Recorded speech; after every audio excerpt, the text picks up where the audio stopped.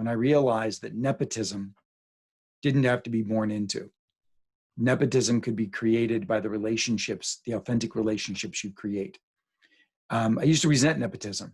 I was jealous of it. And then I realized that the reality was if people care for you and you care back, that they open doors. And so leading with authenticity and generosity became my ticket out of poverty and into the halls of Harvard and Yale and et cetera. And then Deloitte, where I became one of the youngest officers at a Fortune 500 company, at Starwood, et cetera. But that book was powerful and important about how do you create those relationships, but it was still born from scarcity. It was still born from a young man afraid of not having enough, because I never had enough. And while my heart was good, my lack of attention to the real intimacy, the real connectedness, was absent. And it was probably about that time that I got to meet you.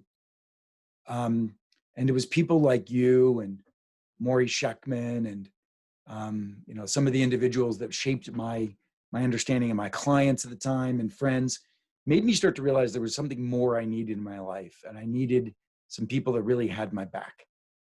And that's when I started researching relationships that were deeper than networks, and realized that the deepest relationships that you have with 3 people in your life predicted not just your success, but your happiness. And that's what was born in Who's Got Your Back. And a lot of people call it 12 steps for the rest of us, because basically it advocates for us all to have a peer-to-peer support group as powerful as a 12-step group would be, but just for you, around you, in your business and otherwise. But at the time, interestingly enough, I was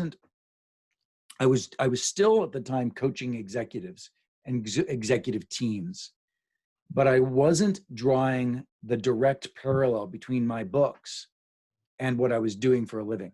It was odd. I don't know why, but at the time I was writing Never Eat Alone, sales organizations, high potentials, people were using it. I wrote Who's Got Your Back, and it was deeply influential to set cultural norms of lots of organizations, but I never really drew the parallel. I don't know why. And that started me about 8 years ago on a path to write a book that brought it all together, that tied it all together, that made a recognition that there's a different way of being in the workplace that is a predestination for your success, but also for your happiness. And I came up with a word along the way, and I don't know if you had remembered this, but this word is a new definition for collaboration. And I believe that the word is a new operating system for the way we should live our lives. And I call it co-elevation. Co-elevation. A commitment, a shared commitment to a mission among a group of people, call it a team.